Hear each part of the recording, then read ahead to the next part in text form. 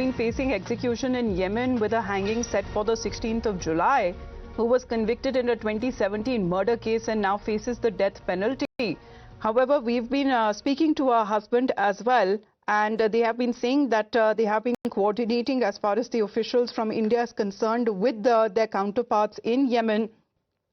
But what is now being said on part of the action that has now been initiated, because they are still seeking some sort of coordination from the Indian side with the Yemen side over there as far as the hanging that is scheduled for the 16th of July to not happen. Let's listen into what our husband says.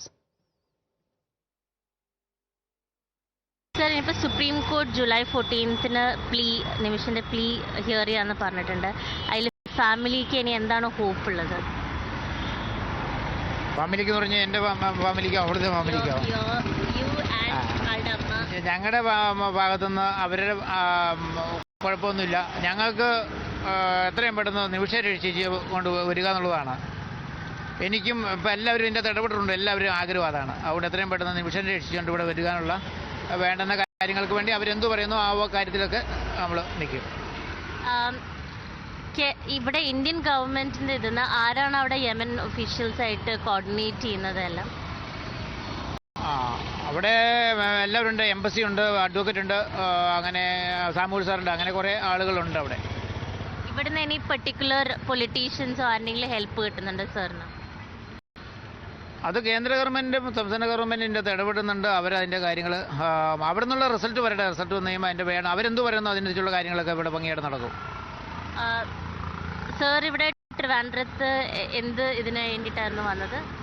ഞാനിപ്പോൾ എനിക്കിപ്പം ഇവിടെ ഗവർണറെ ഒന്ന് കാണണമായിരുന്നു, governor സാറിനെ ഒന്ന് കാണണമായിരുന്നു. അപ്പോൾ ഞാൻ അതിന് വേണ്ടി ഇന്നലെ വന്നു. ഞാൻ അതിന് മുമ്പ് ചാണ്ടിയമ്മൻ സാറിനെ വിളിച്ച് എനിക്കൊരു അനുവാദം കാണാനുള്ളൊരു അനുവാദം വേണമെന്ന് പറഞ്ഞായിരുന്നു. അപ്പോൾ അങ്ങനെ അപ്പോയിൻമെൻ്റ് എടുത്തു. അങ്ങനെ ചാണ്ടിയമ്മൻ സാറും ഓൾറെഡി വന്നിരുന്നു, ടൈം ഉണ്ടായിരുന്നു.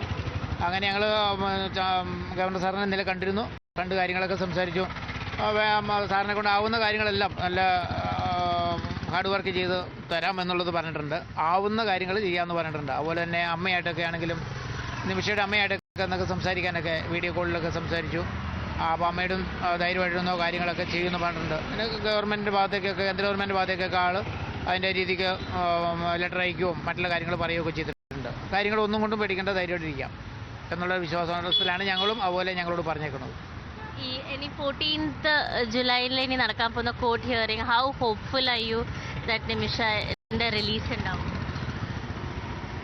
അല്ല, അതിപ്പം ഡേറ്റ് വന്നു എന്നോർത്തുകൊണ്ടൊന്നും അതിനകത്തൊരു പ്രശ്നമൊന്നും അല്ല.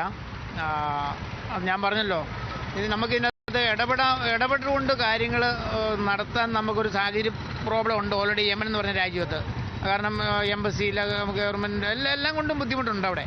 അപ്പോൾ ആ ഒരു ബുദ്ധിമുട്ടിൻ്റെ ഒരു ഭാഗമായിട്ട് എല്ലാവരും റിസ്ക് എടുക്കുന്നുണ്ട്, നല്ല എഫർട്ട് എടുക്കുന്നുണ്ട് എല്ലാവരും.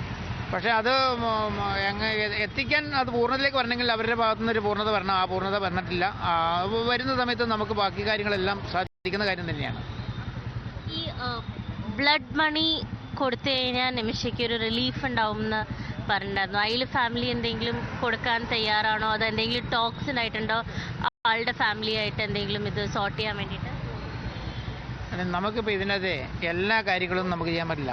ഇതൊരു ഗവൺമെൻറ്റാണ്, ഒരു രണ്ട് രാജ്യങ്ങൾ തമ്മിലുള്ളൊരു കാര്യം. അവരത് ചെയ്യുവാണ്.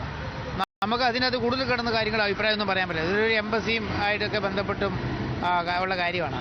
അപ്പോൾ അവരെന്താണ് അവരവിടെ ചർച്ച ചെയ്തിട്ട് അവരെന്താണോ പറയുമ്പോൾ അത് നമ്മളോട് പറയുമ്പോൾ നമുക്കത് സ്പ്രെഡ് ചെയ്യാൻ പറ്റുള്ളൂ, മറ്റുള്ളവരോട് പറയാൻ പറ്റുള്ളൂ.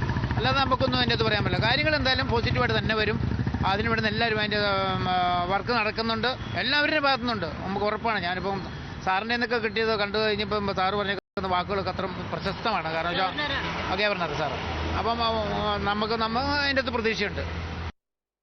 Continue to seek cooperation and help from the Indian government